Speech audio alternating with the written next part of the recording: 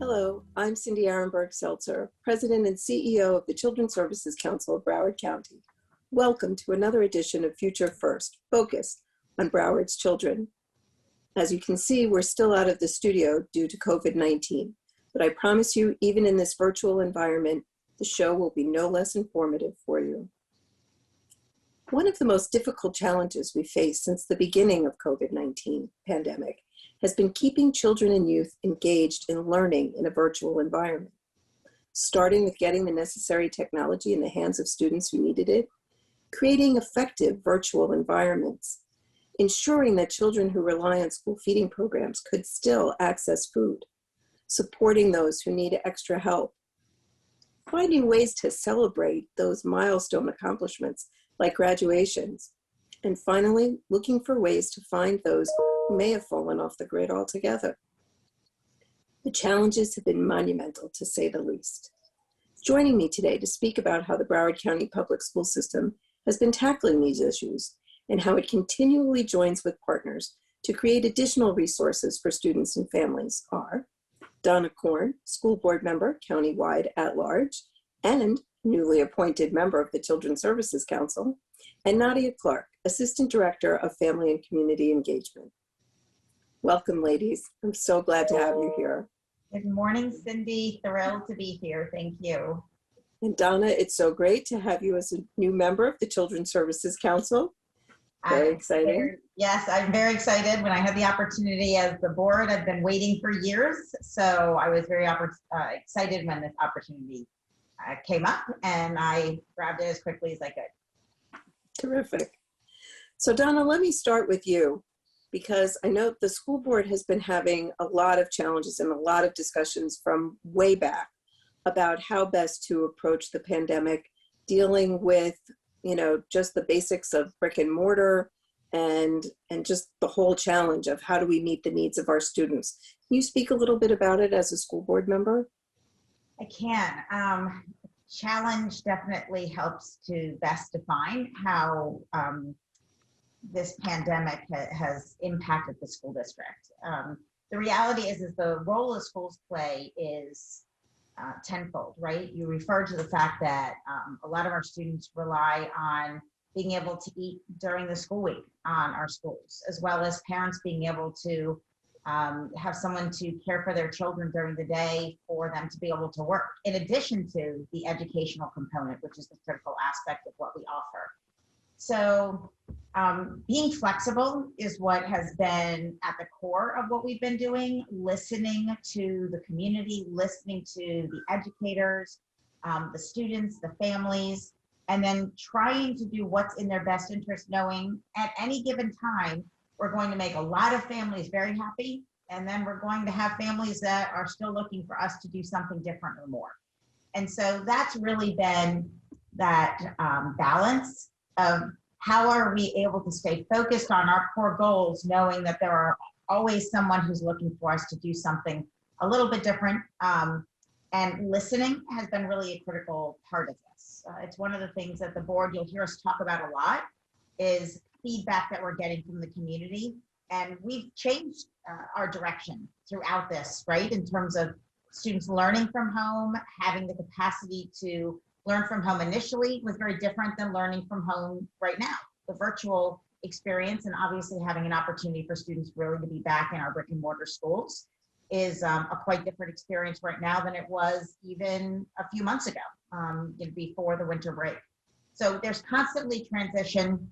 For some families, that has been ideal, that we've continued to make progress. And for other families, I think they got comfortable in a certain setting. And so change, often creates a little bit of discomfort. So our goal is really, we've seen our students sliding in terms of the capacity for them to be able to continue to perform. Some students have continued to have stellar performance, and that is, it's really incredible. It speaks greatly to our students, their flexibility in being able to continue to learn in these changing times, as well as our families and the supports that they're giving to our students. But there are other students who need to have face-to-face interaction to be successful. I have children of my own, and they're actually in different modes of education. One of them is staying home and is very successful. The other one needs to be in front of their teachers, and so is back in their schools. And we're having very different experiences, even as a mom, parent in this situation. Yeah, Donna, I think I want to get Nadia in a second, but I'm not sure that people really grasp just how big the school district is, how many students are being served. So when you talk about some parents are happy, some are not happy, you have to thread the needle for over 200,000 students, right? Yeah, so there's over 270,000 students, and we have, really it's a matter of choice. We want to have as many choices available for parents.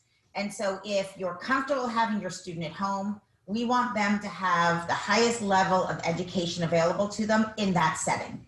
At the same time, if you choose for your student to be in school, we need those students to feel as if they aren't just having different geography.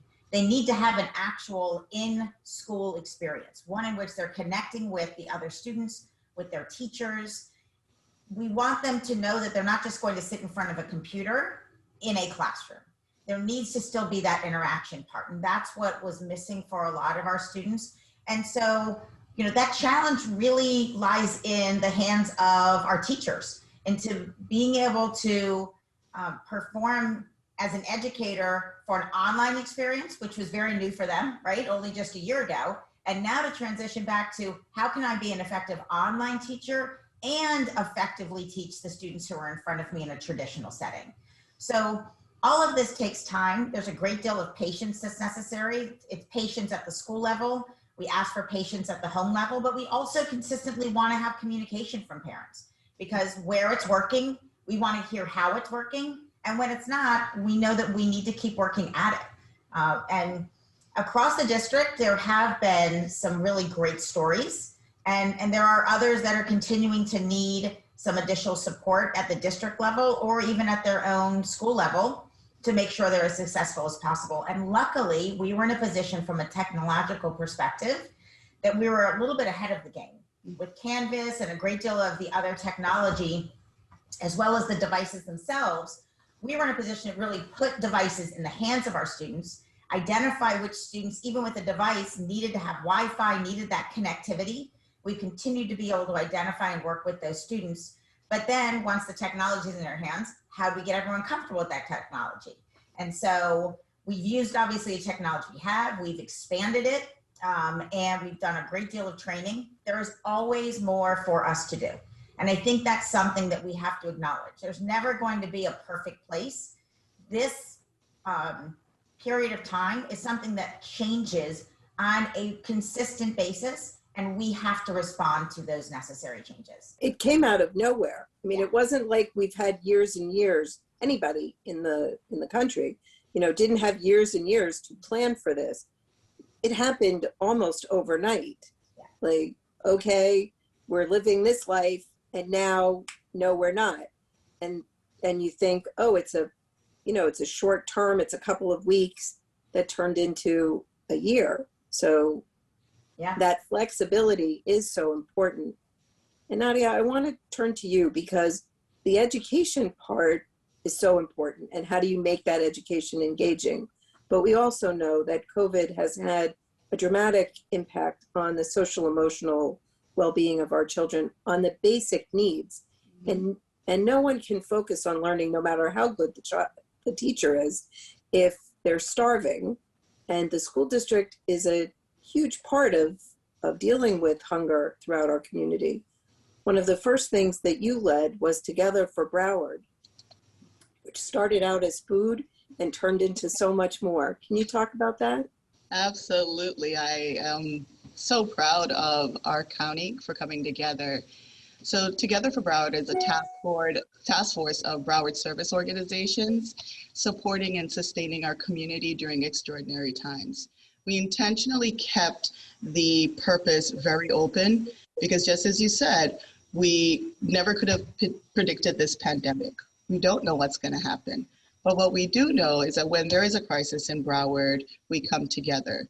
Historically, we've always come together after hurricanes to make sure that families have what they need. So we were able to pull on some of those existing systems. One of the products that we were able to produce out of Together for Broward is a interactive map of where food locations are across the entire county, including Broward schools.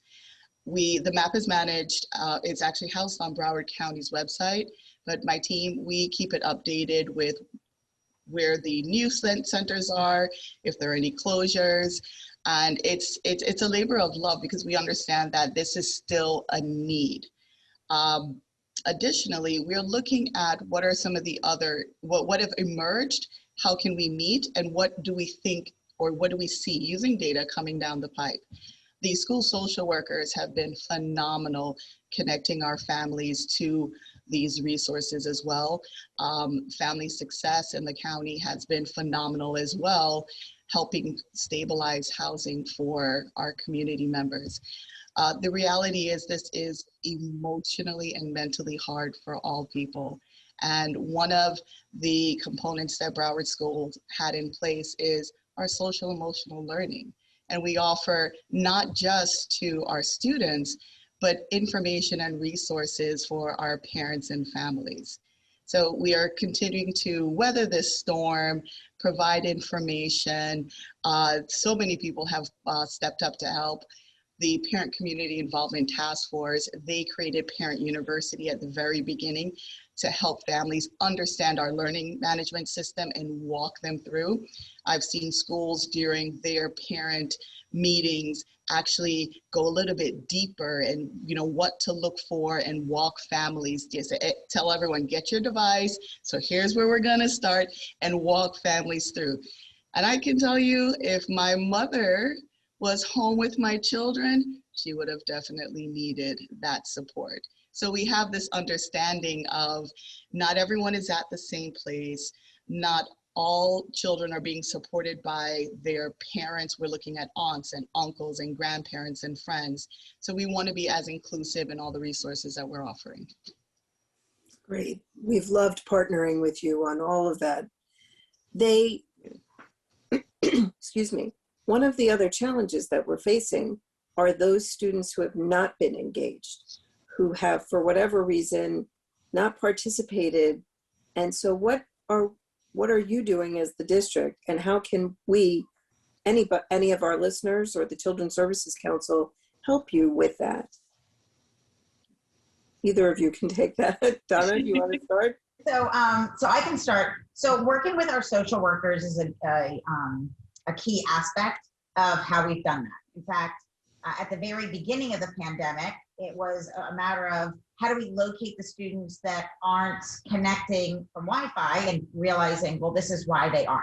Mm-hmm. A lot of the numbers that we have are actually some of our youngest students, our kindergarten students, where parents have decided that they're going to pause and take another year before that bringing them into the district or into any school, honestly, because where we see education right now, I think a lot of them are making the decision, and that's where we're seeing our greatest numbers. In terms of being able to locate students individually at our school level, we are definitely making an effort to be able to reach out and say, okay, who's familiar with these students? How have we contacted them in the past? What other connections do we have? Homelessness has taken on a whole different kind of definition in this. A lot of it is sharing residence with other friends and family where, they may have not been in that situation before. So they may still have a home. So it's really a matter of how do we connect with them in where they are today? And so there's just there's no one answer, right? And our partnership is where we've gotten to the success we have now has really been through partners. And I know we discussed this at a recent Children's Services Council meeting. How do we use the continued members that we have, not only in Children's Services Council, but across the entire county, of continuing to find these students and letting families know what resources are available, that they can make choices when they have their students in our schools, and continuing to get that message out has been critically important. Go we're ahead, Nadia. tapping into the strength of some of the initiatives that we've already started. So in the Boyd Anderson and Dillard zone, we put in place, I want to say 3 years ago, the Sparks initiative that provides a social worker and community liaison at each school. So what we've done is tapped into our community liaisons who created cohorts of parents who are then going into the community as parent advocates. One of our newest initiatives, we're calling it Table Talks, where we understand, I know as a parent, I just need a space to just talk to my friends, say, you know, this is hard and we're all struggling together, not necessarily about the academics of my children or just, you know, what it means as a parent to be going through this. So through the Table Talks initiative, we are empowering our parents to reach out to other parents in the community and connect with them. And that's exactly what Ms. Korn said. You know, there are families who have doubled and tripled up. And while we may not be able to reach them in the address, their last known address, the community knows where their members are. So really pulling on the strength of the community and putting information in the hands of some of those parent advocates so that they can reach out to their friends and community members. That's great. And I know I have a 14-year-old in the other room. It's also been an interesting time being with a teenager 24/7. Those ups and downs get to be pretty fun. But anyway, we know that a lot of students have been struggling and are going to want, you know, they're going to need to make up for that time, whether it be the kindergartner who stayed back a year, which, you know, parents have to make the best decisions for their children. But ultimately, they're going to have to catch up. I know it worries me some that there will be, while we want to spend and use the summer to help children start their next year in a good way, I think it's unreasonable to expect that children will manage to make up for an entire year in 2 months, especially if it's the 2 months where they're finally free to leave their house. So what are you seeing as the way to help them as they go into next year when hopefully they will be back in school? So that is it's a critically important question. The one we actually were just tackling in our last school board meeting, actually our last school board workshop, I apologize. So to your point, Cindy, it is challenging for those families who have their students at home, right? And the experience is very different here. One of the things that we did for those students that we already identified, and this was right after winter break, was trying to encourage some families, and again, it's just an encouragement, the choice still remains, but encouraging those students who really are struggling to come back and try to get that one-on-one, face-to-face instruction, because some students, virtual learning is just not ideal for them. And as much as they have tried to be successful in that mode of education, it's just something they haven't been able to find the means to be able to do. So what we're doing is over the summer, two things, right? First, we have spring, and one of the things we're doing is some special sessions and opportunities in the springtime that we're going to be able to bring some students back. So we're not even waiting until the summer. In addition to that, obviously, we're looking at a 6-week summer program where, again, virtual will be available, but there's also going to be an opportunity for face-to-face in that as well. We've also instituted something called Ask Bria. So Ask Bria is where you have actual teachers online after school for several hours where you can go on at the elementary level. It's more of a one-on-one, and the secondary level, it's more kind of a topic, right? Whatever the subject area is, and you're able to get that tutoring one-on-one for your specific assignments that you're working on. We're also exploring some additional one-on-one type of tutoring. There's not a reason that we have to wait again for summer when there's still an opportunity to be able to catch up during the rest of this school year. And so we're talking about different opportunities with some of our potential retired teachers, some of the peer-to-peer tutoring that we haven't necessarily taken full advantage of at this point. We're looking at different grants and different opportunities to be able to bring that in and strengthen that as well. And then we know next year, This is really a look forward. It isn't something that we're going to be able to tackle necessarily in the short term. So looking forward, what are ways for next year where we can potentially have students who show the necessary progress, and maybe mid-year they're able to move on then to the next grade. If we're able during the spring and the summer and the tutoring, and then maybe a first semester of next year, to then be able to move on to the next grade level or the next coursework. So it's really an individual experience. It's the same thing that we're finding now, is by identifying these individual students and going to them and finding out what resources do you have and what don't you have? How are we able to individualize this so that whether it's through an ESE specialist, through your guidance counselor, or even through a specific teacher who's really connected with you that you listen to and gives you some guidance as to what are some of these resources that are able to help you with the tutoring services, and even in some cases restructuring scheduling to make sure that these are courses that are ideal for you in these types of virtual settings. Because some courses may be better to be put off until you're back in a brick and mortar if you're still making the choice to stay at home at this point. So there has to be, again, that word flexible. We have to be flexible in all of that, but we also are putting a great investment at the district level in these additional resources outside of the classroom from a time perspective, as well as from a resource of teachers and other partners in the district. I'm sorry. That's fantastic. Yeah, and the partnership, we can't do it without. CSE, the Boys and Girls Club, all of the different programs across this district, we can't do this on our own, and we haven't been, right? I mean, these partnerships aren't things we're looking to, and luckily, we have such great partners that we've had these conversations from the beginning, and we continue to say, okay, this is what we've accomplished, what more can we do? Absolutely. Where we were able to step up at the beginning doing some pods before the schools were open. I mean, one of the challenges that we all face is that as long as the buildings themselves were not able to be used, there was no place for people to gather, and especially because we were trying to have people not gather. So as that loosens up a little bit, and some of the schools have now opened to the CSC providers, many of whom were doing services virtually up until now, we're going to have a few of those schools where students are struggling actually have after-school programs on site as well, where they can get social emotional support, they can feel that engagement and still take advantage of some of the educational opportunities, the homework assistance, etc. So I'm excited to move that forward over the next right away. So Nadia, when it comes to social emotional learning, how do students take advantage of those resources? And can you talk a little bit more about what's available?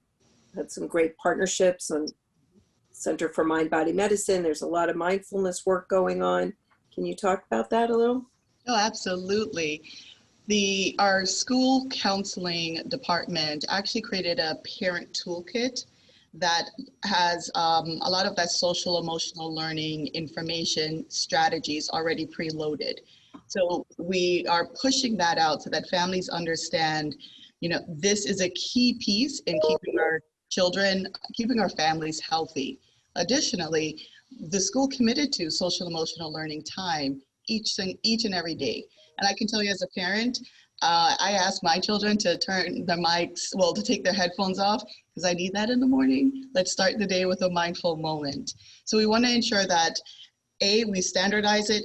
This is something that all schools are engaging in. We're pushing information out, just as you mentioned, the mind-body connection, the partnership that we have. We are working with our recovery team as well to push this information out on site.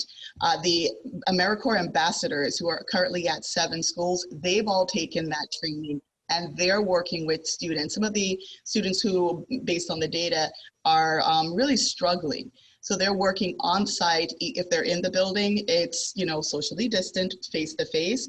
And if they're home, we're offering that support virtually. That's fabulous. And so we have about 2 minutes left.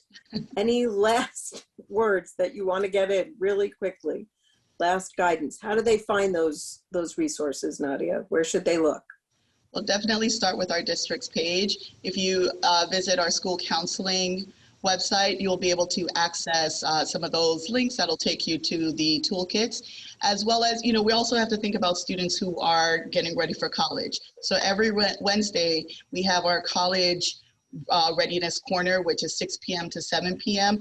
All of that information goes out through Parent Link, is also on the district's website. As far as Parent University, in addition to what we did at the beginning with how to get in, we're talking about, well, what are some of the mental health needs? What are things to look out for? That information is also on our district's website under Parent University.